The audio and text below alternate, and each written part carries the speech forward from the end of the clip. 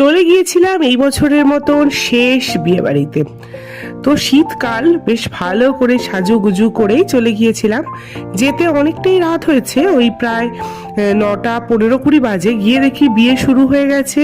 বর বড় না বউ বড় সেই খেলাটাই চলছে, পরে মালা বদল হবে।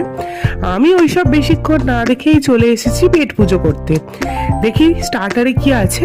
দেখলাম কফি আছে, ফিশ বল আছে, veg momo, chicken momo, crispy chilli baby corn. আমি ঝপ করে 1 প্লেট মোমো নিয়ে নিয়েছি এবং আমার মেয়েটাকেও সঙ্গী করে ঝটাপট খেয়ে নিয়েছি।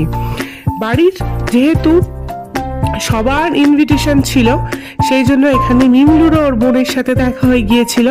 ও গল্প করছিল এই বিয়ে বাড়িটা ছিল আমার শ্বশুরের মামা বাড়িতে, সুতরাং আমার শাশুড়ির সবাই চেনা পরিচিত, সবার সাথে গল্প করছে। এখানে আমরাও খাওয়াই খেয়ে যাচ্ছি। বিয়ে বাড়ি মানেই শুধু খাওয়া দাওয়া, লোকের সাথে দেখা সাক্ষাৎ আর গল্প করা, এছাড়া আর কিছুই না। এবার আমরা মেন কোর্স খাবো, তার জন্য লম্বা লাইন। এখন বাজে রাত ওই 11টা 10-এর মতন।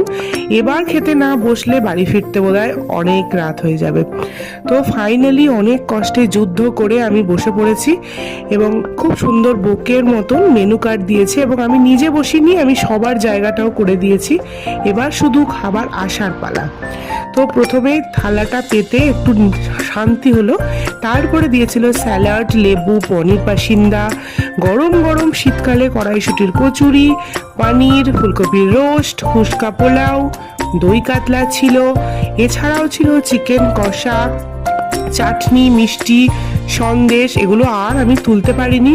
ফাইনালি পেট ভর্তি করে খাওয়ার পর এবার বেরিয়ে এসে, বাইরে তো হাড় কাঁপানো ঠান্ডা, যে যা সে তার একেবারে ফিরে এসছি। মাফলার টুপি পরে একদম আরামসে বসে আসছি, কুয়াশাচ্ছন্ন রাস্তা।